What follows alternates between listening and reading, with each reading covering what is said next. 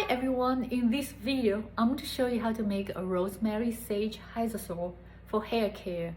Rosemary and sage are excellent for healthy scalp, hair growth and shiny hair.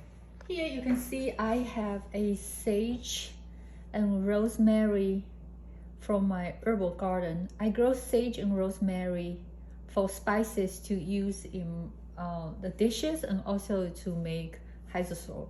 Hydrosol are best made with fresh plant materials. However, if you don't have fresh plants, you can use dried plants as well, as long as they are properly dried. And you can see here I have a very small steel. They're stainless steel and they make about only 2 cups, but that's all I need. And they are super easy to clean and super easy to use. So here today I'm going to actually do a what they call cold distillation. Basically is I'm going to distill rosemary and sage at the same time to save time and effort and water and gas. And I'm also going to do a combination distillation. Basically it means I'm going to put some plant material here, submerge in the water, and also put the plant material in here to do a steam distillation. Because since they are so small, when I do both, I get a very potent hydrosol here. And I'm going to set it up. Then you will see how that looks. Add some rosemary and sage over here.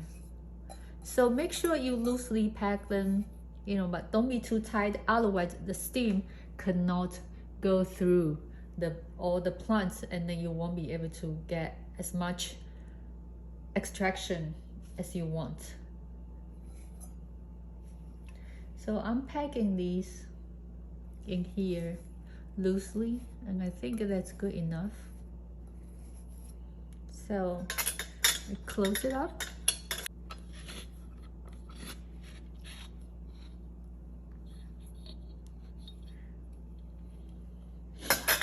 And then I'm going to put the rest of the fresh plant here. I'm going to add water here. Just make sure that there's enough water so the plant material can float around. So that's how it looks like after I added the water.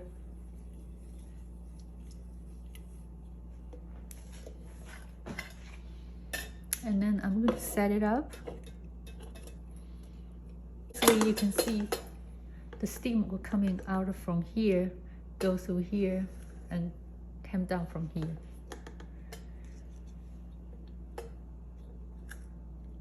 Here is the silicone tube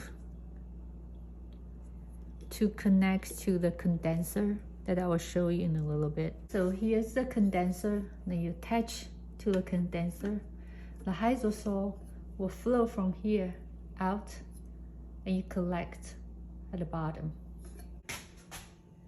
So you can see here is the proper setup.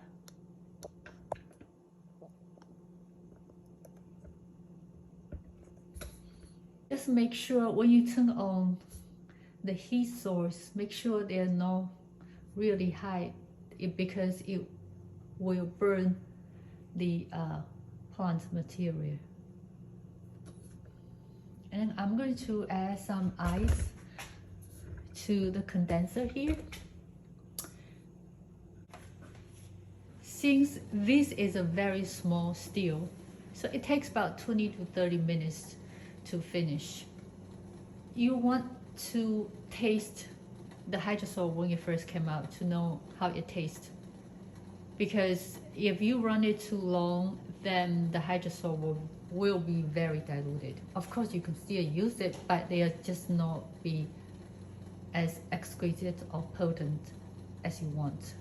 Up is, the steam from the kettle will go through the gasket and then go through the silicone hose and go through the condenser and come out from the bottom over there. So as you see, the hydrosol started coming out, and I wanted to give it taste so I know how it tastes, you know, at the beginning of the run.